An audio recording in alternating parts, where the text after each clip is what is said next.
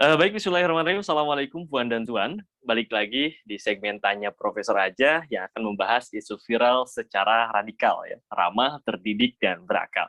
Nah, seperti biasa di segmen Tanya Profesor Aja, Puan dan Tuan bisa banget bertanya di kolom komentar, dan insya Allah pertanyaan yang terpilih akan dijawab di video berikutnya. Jadi kemarin saya buka story di Instagram, ternyata banyak Prof ya, pertanyaan-pertanyaan yang masuk, salah Iya. satunya yang akan kita bahas ini nih. Oh, begitu. Ya, Oke, siap. ya. Ya. Ya, jadi Prof, kalau kemudian saya melihat ya bahwa bicara tentang pengangkatan Panglima TNI yang baru, ini Hmm. Jenderal Andika ya. Ya. Kalau kemudian banyak berseliweran kabar-kabar yang bisa dibilang kabar-kabar yang masih kabar inilah ya, politik ya.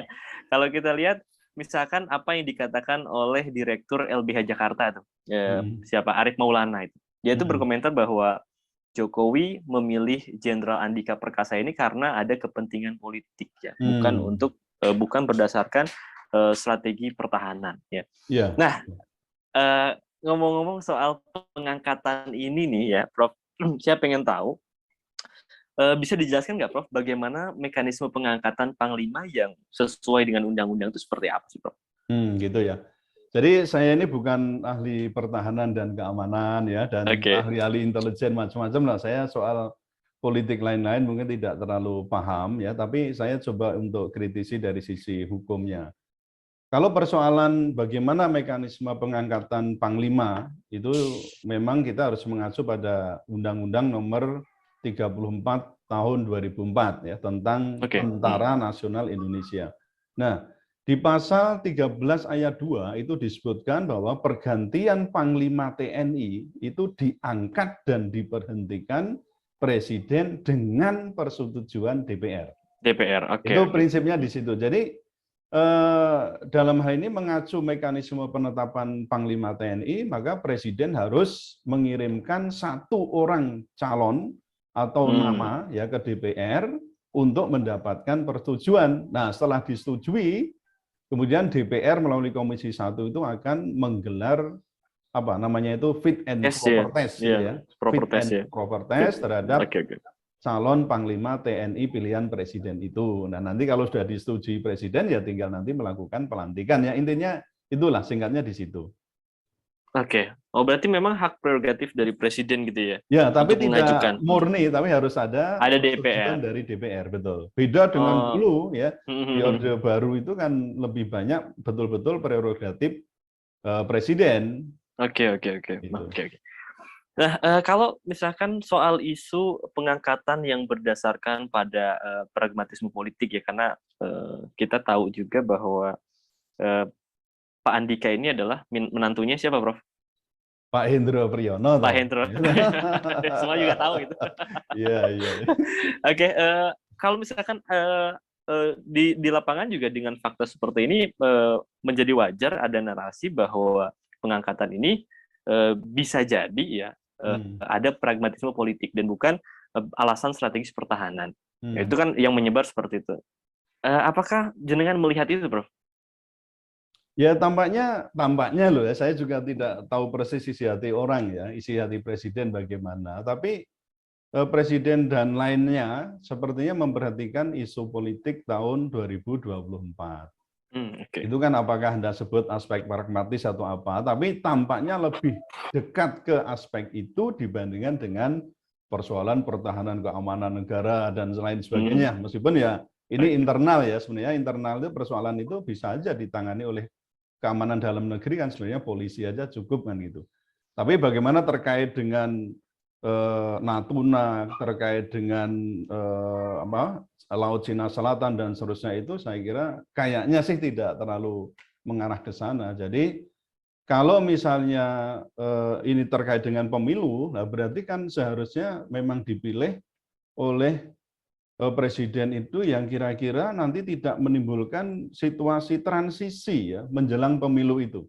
Jadi Alkisah kalau menurut ya perhitungan itu, kalau diangkat dari Angkatan Laut, yaitu namanya Pak Laksamana TNI Yudo Margono ya, Ya. itu kalau dipilih itu konon hanya akan berakhir pada bulan November tahun 2023, kan terkait dengan masa pensiun kan itu.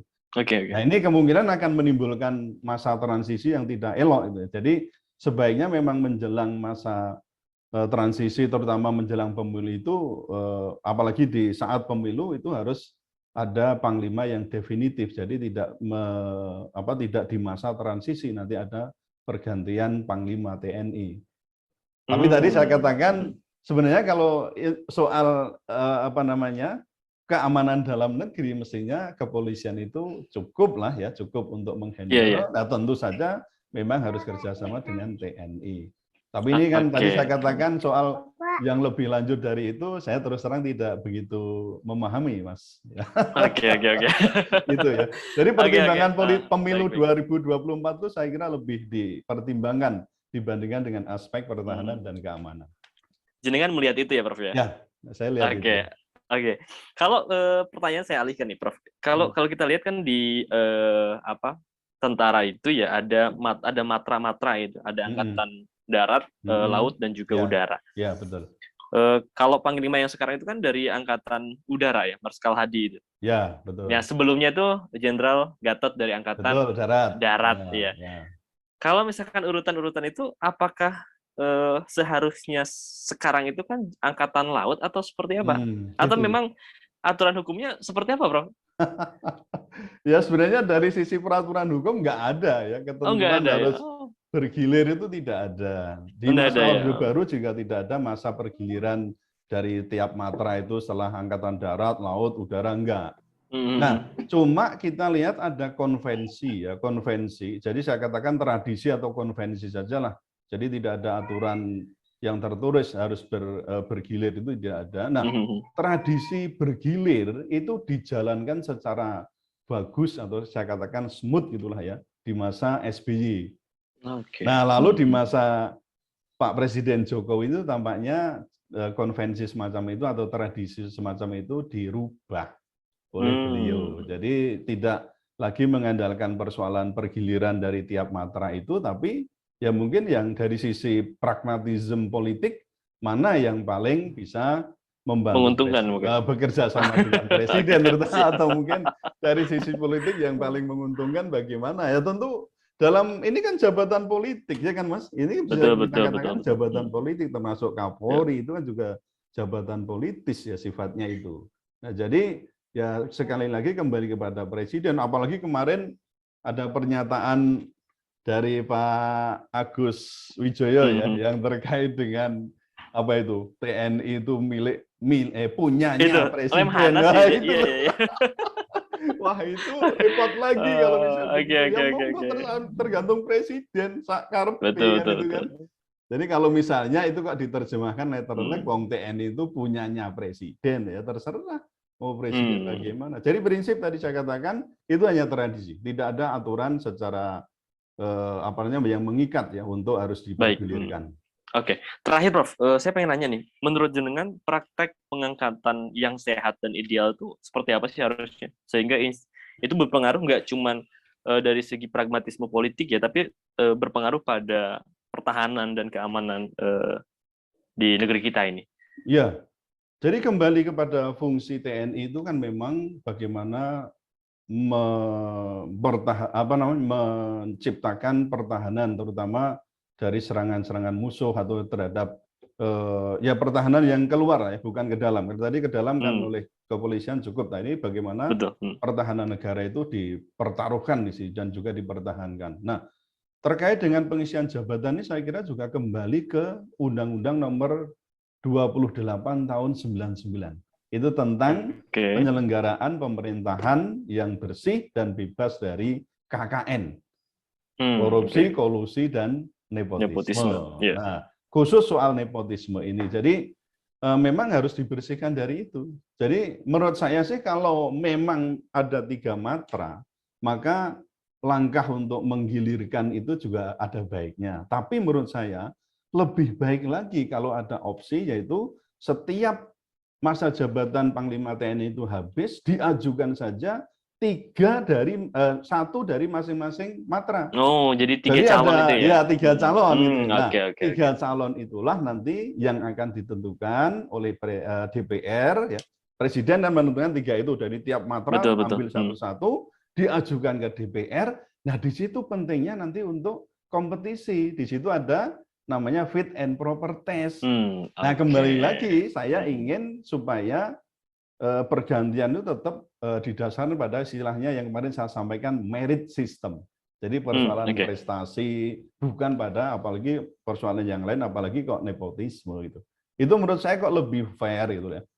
Tapi tadi kembali ke persoalan politik Mas, politik di situ memang banyak sisi yang menurut saya atau mungkin orang awam tidak bisa kita endus ya. Jadi terlalu banyak kadang intrik, kadang apalah ya di situ kita bisa kita hanya dari luar kan cuma melihat loh kok gitu loh kok gitu ya, tapi dalamnya bagaimana saya belum pernah masuk di sana. Oke, sip ya. Ya pasti itu ya komentar jaringan Prof ya. Oke, jadi kalau saya simpulkan bahwa yang ideal itu adalah setiap matra itu kemudian mengusulkan calon gitu ya. Betul. Oke, lalu kita diseleksi oleh Komisi 1 DPR. Ya, melalui fit and proper test itu kan keren banget. Yes. Ya. Betul. Oke, Prof, kayaknya untuk bahasan ini cukup dulu ya. Kita nanti akan lanjut di bahasan-bahasan berikutnya.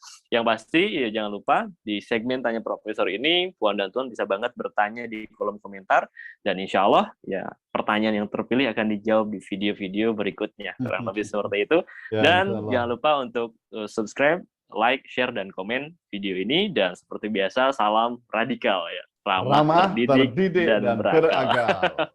Oke, assalamualaikum warahmatullahi wabarakatuh. Waalaikumsalam warahmatullahi wabarakatuh.